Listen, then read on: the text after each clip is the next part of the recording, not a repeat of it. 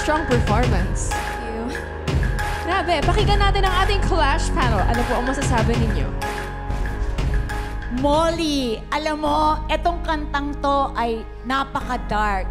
Pero nung ikaw ang kumanta, nakita ko na malinaw na napakaganda ng performance mo. Thank you.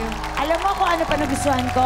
Nakita ko kasi dito sa information mo that you're from London and you're a British, but napakalinaw mong magtagalog.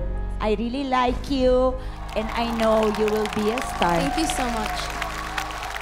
Ito na naman tayo sa napakaraming gumawa at kumanta, nag-perform ng Sino ang Baliw. Meron na rin mga past contestants na gumawa niyan. Yan yung sinasabi ko, at least kahit ilang beses nang ginawa at ikaw, pinerform mo yan, at least iba yung ibinigay mo sa amin. Thank you. Makulay na bakulaw.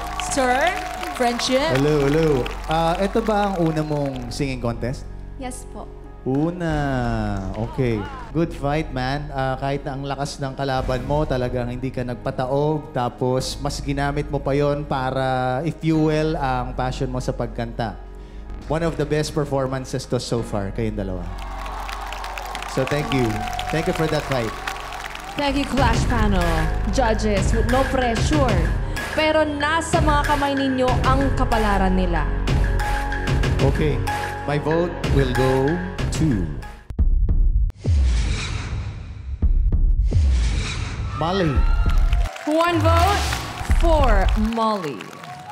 Ako naman, ang boto ko ay mapupunta kay... Luis! One vote each.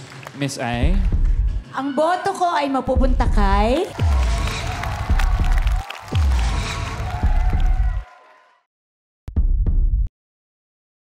Molly. Molly! Congratulations!